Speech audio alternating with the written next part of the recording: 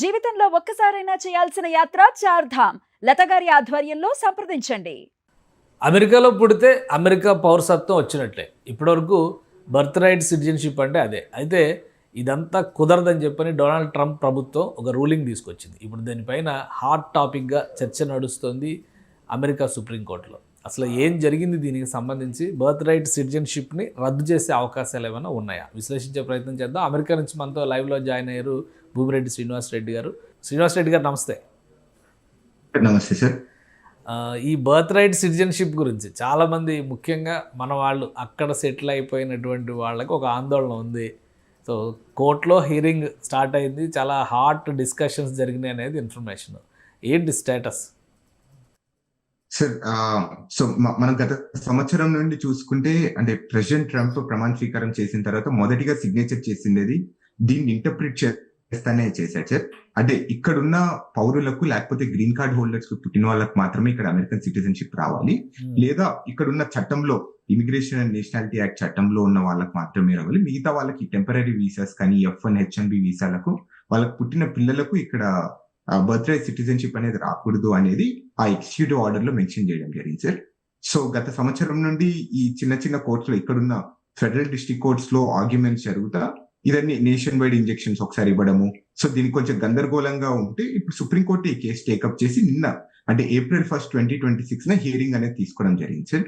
ఈ హియరింగ్ లో first time sir, అంటే ఆల్మోస్ట్ లైక్ 200 years అమెరికన్ హిస్టరీలో, యుఎస్ అమెరికన్ హిస్టరీలో ఫస్ట్ టైం ఒక ప్రెసిడెంట్ వెళ్ళి అక్కడ హియరింగ్ వినడము ఇదే ఫస్ట్ టైం సార్. ఇంతవరకు ఏ రోజే గానీ ఇలాంటి సంఘటనలు కానీ ఇలాంటి సందర్భాలు కానీ ఈ 200 సంవత్సరాల అమెరికన్ హిస్టరీలో ఎప్పుడే కానీ లేదు. ఫస్ట్ టైం ఇలాంటిది జరిగింది.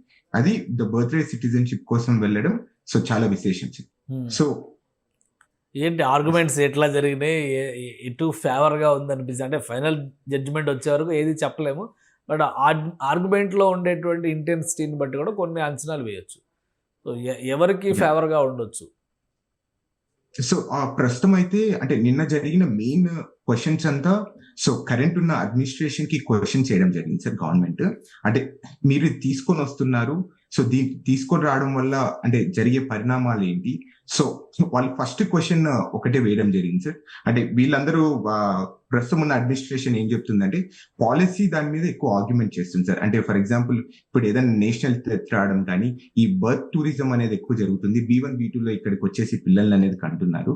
సో దీని ద్వారా లేకపోతే వివిధ కారణాలు అనేది, అంటే ఇక్కడికి వచ్చిన పుట్టిన వాళ్ళందరికీ సిటిజన్షిప్ ఇవ్వడం వల్ల మనకి ఎక్కువ బర్డెన్ జరుగుతుంది. సో దీని వివిధ కారణాలు, ఈ పాలసీ దాని మీద చేస్తే నువ్వు పాలసీ దాని మీద మేము కూడా యాక్సెప్ట్ చేస్తాము. సో కానీ ఇక్కడున్న రాజ్యాంగము, ఇక్కడున్న చట్టాలు ఏం చెప్తున్నాయి దానికి అనుగుణంగా మేము నడుచుకోవాలి తప్ప పాలసీ ఏం చెప్తాది అనేది మేము ఎక్కువ ఫోకస్ చేయకూడదు అనేది వాళ్ళు one of the main argument చేస్తున్నారు సార్.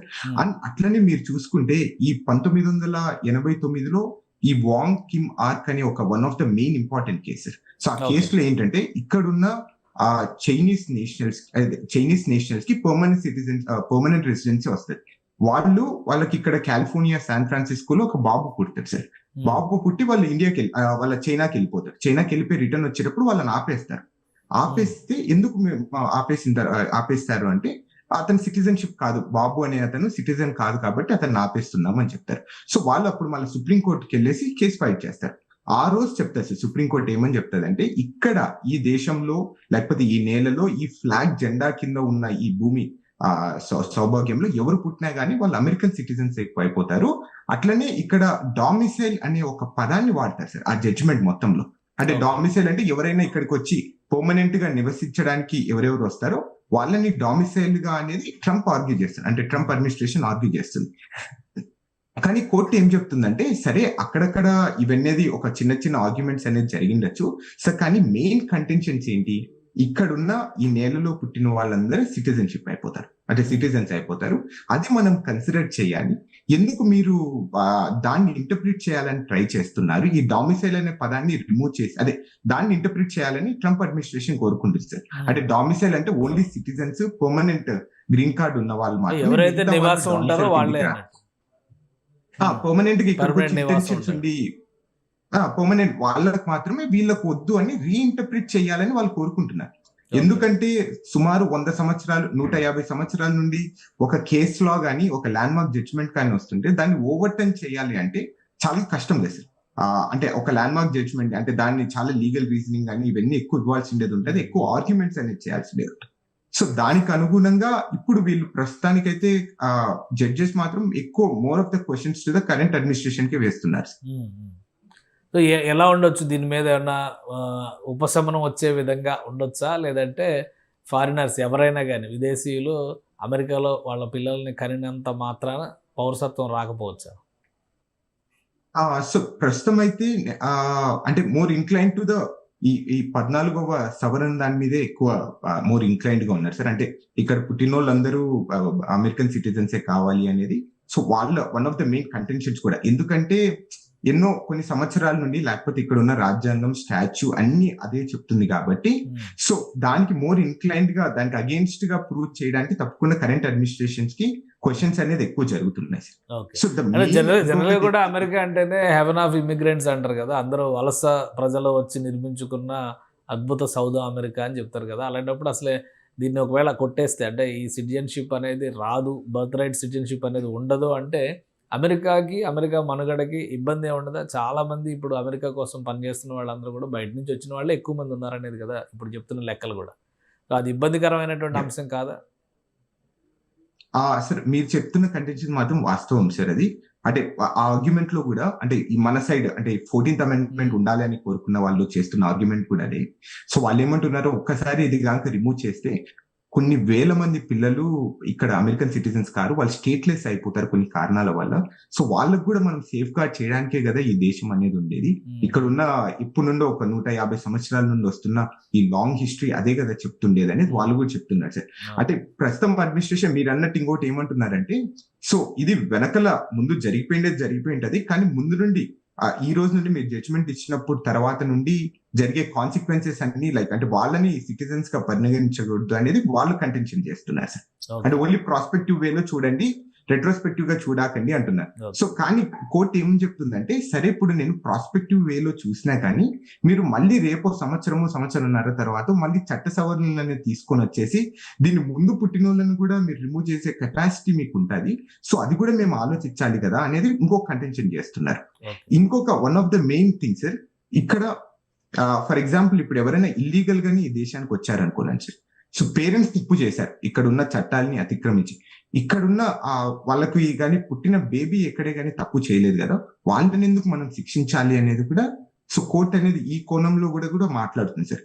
అది ఇది ఎంతవరకు ప్రొసీడ్ అవుతుందా లేదా అనేది పక్కన పెడితే మాత్రం నిన్న మాత్రం చాలా సీరియస్ ఆర్గ్యుమెంట్స్ అనేది జరగడం అయితే మనకు కనిపిస్తుంది. సో ఎప్పటికీ కన్క్లూజన్ వచ్చే అవకాశం ఉంది?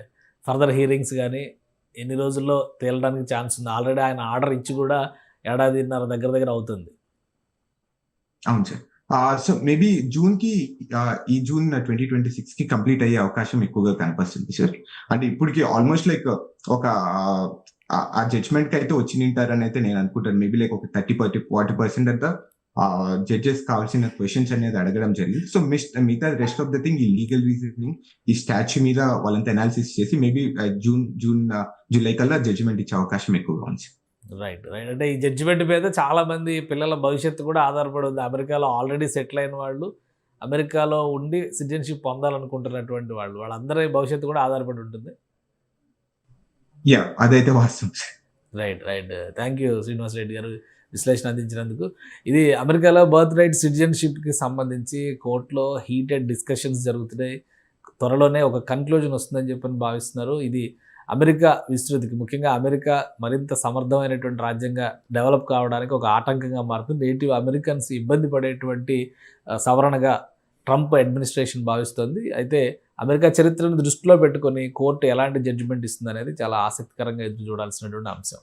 ఇది స్పెషల్ డిస్కషన్. Keep watching.